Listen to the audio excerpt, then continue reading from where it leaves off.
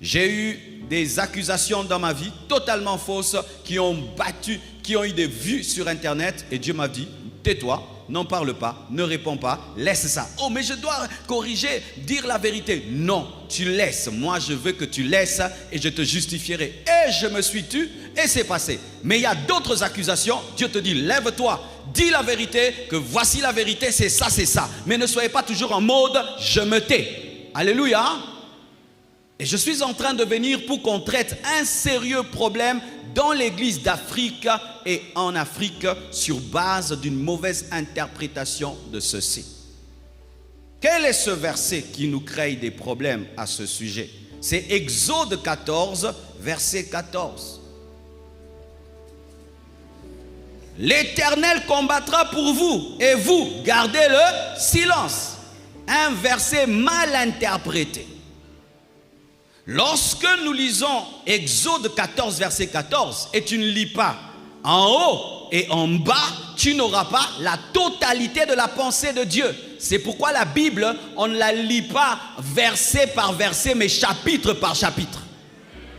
Ne lisez pas la Bible verset par verset. Vous aurez des brides d'informations à gauche et à droite que vous allez mal mélanger et sortir de leur contexte. On lit un verset dans son chapitre. Si tu n'es pas un lecteur des chapitres, ne sois pas un lecteur des versets, les versets vont t'égarer. C'est quand tu places un verset dans son chapitre que tu comprends le sens du verset. Et le sens de ce verset, si je le prends seulement comme ça, Exode 14, verset 14, l'Éternel combattra pour vous et vous gardez silence, ça devient un fait qu'il faut toujours garder silence. L'un des problèmes que nous avons eu dans l'église des réveils, c'est que nos premiers enseignants n'étaient pas enseignés. Ah oui, il se convertit, il prend le Nouveau Testament, il commence à prêcher, il n'a pas été enseigné. Et nous avons maintenant des gens, gardez silence, l'Éternel combattra pour vous. Na gardez kaka silence. Gardez silence, l'Éternel combattra pour vous. Donne-moi l'amen, hein? Quel est le contexte? Regardez déjà, on prend ce verset pour dire à quelqu'un qui est accusé au tribunal, on te convoque au tribunal et on t'accuse, on veut te mettre en prison, on te donne ce verset. Frère, garde le silence, Dieu sera ton avocat. Pourquoi tu prends un avocat? Jésus l'avocat.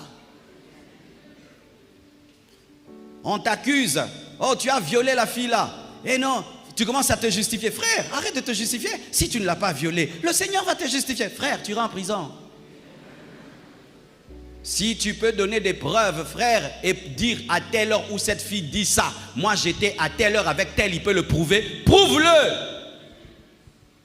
Amen, hein? Sinon, tous les avocats, vous êtes des pécheurs, vous faites le travail de Dieu. Car s'il faut garder silence et Dieu combattra pour nous, tous ceux qui font le droit et qui sont des avocats sont des pécheurs. Jésus est l'avocat, que personne ne fasse des études de droit pour être avocat. Quiconque a un avocat est charnel. Mon seul avocat, c'est Jésus. Mais oui, non, mais toi, tu gardes toujours silence et on combattra pour toi. Que dit la parole? Quel est le contexte? Moïse sort Israël de l'Égypte, leur promettant un pays où coule le lait et le miel. Les Juifs croient en Moïse et le suivent. Mais lorsqu'ils sortent de l'Égypte, Pharaon qui les laisse partir les pourchasse. Et ils voient Pharaon venir avec ses meilleurs chars et ses meilleurs cavaliers. Ils commencent à regretter et à murmurer contre Dieu et contre Moïse pour dire, il fallait nous laisser en Égypte. Tu vois maintenant, il fallait nous laisser en Égypte. Les Juifs, quand Dieu leur a dit de garder silence et Dieu leur a dit qu'il combattra pour eux, c'était qu'il va combattre contre Pharaon et d'arrêter de parler contre lui et contre son serviteur. Ce n'est pas qu'ils étaient accusés. Ce n'est pas un verset qui parle d'accusation. C'est un verset qui parle de murmure et de rébellion. Et qui parle de foi en Dieu qui t'appelle. C'est-à-dire que quand Dieu te promet quelque chose et tu vois des situations difficiles, voici le verset que je te donne, garde silence, l'Éternel combattra pour toi. Mais ce n'est pas lorsqu'on t'accuse faussement, ce n'est pas le verset. Alléluia. À cause de ce verset-ci, beaucoup d'orphelins, vous êtes pauvres. Et beaucoup de veuves, vous avez été dépouillées par vos belles familles.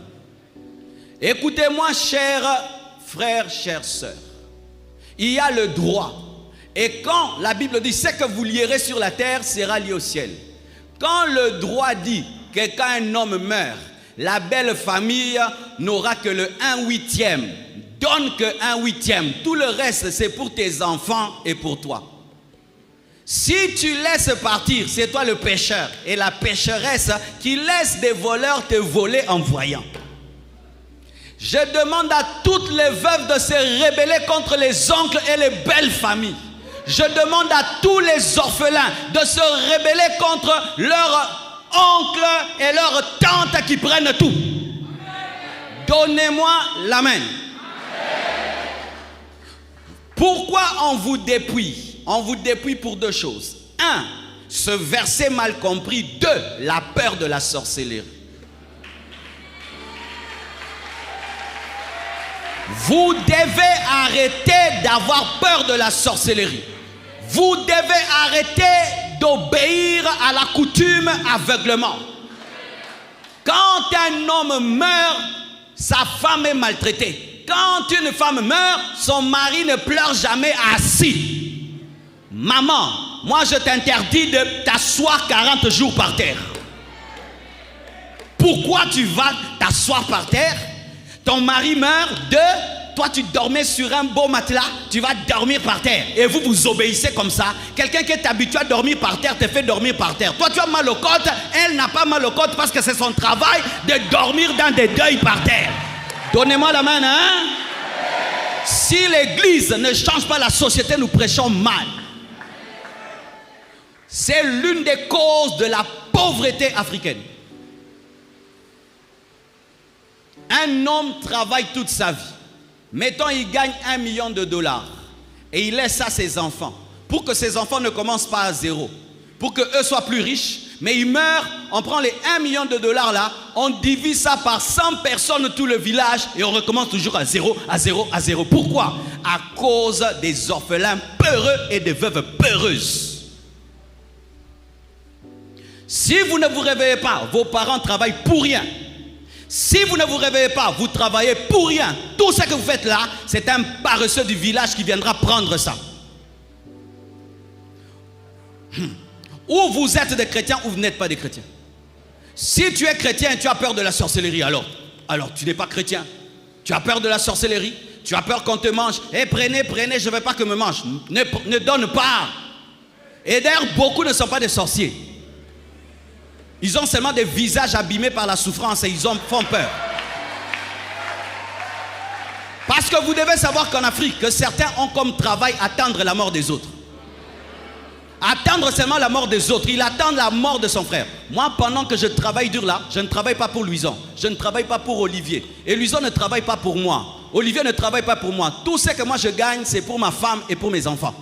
Celui qui viendra, n'obimelae.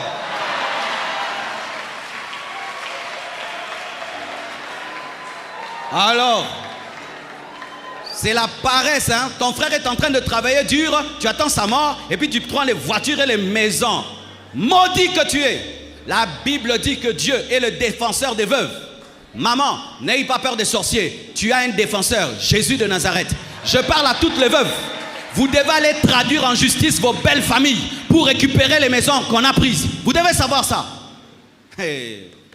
C'est pourquoi mes frères, quand vous voulez épouser une fille, il faut épouser une fille qui n'a pas peur.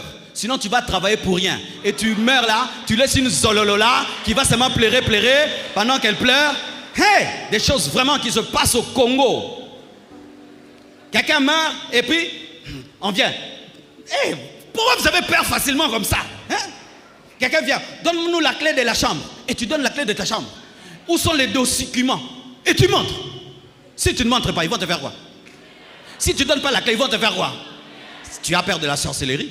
Parce qu'à part ça, qu'est-ce qui t'effraie? Ils vont te taper? Le mari meurt, du coup tu prends la clé, tous les documents, tu vas cacher très loin. Et tu refuses de pleurer par terre. Tu pleures assise, tu pleures debout. Tu téléphones les avocats déjà. Awa, Ezo, Inda, Bazo, Luka. Oui, je vous dis, faites ça. Vous entendez? Et si ta maman est une peureuse, mon frère, tu prends les choses en main. Si tu es l'aîné de la famille, tu prends les choses en main. Oh, fais attention, on va te bouffer. Frère, on ne te bouffera pas. C'est pourquoi l'Afrique est pauvre. Tu as vu ça chez les Blancs? Les Blancs respectent seulement le testament, c'est tout. D'ailleurs, même nous en Afrique, on est gentils, hein? On donne un huitième à la famille. Bah, pas sûr quand même. Oh, notre frère.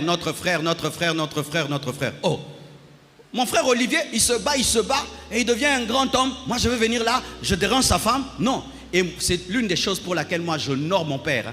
Mon père a perdu ses 2 frères qui ont laissé des maisons et des voitures. Il n'a rien touché.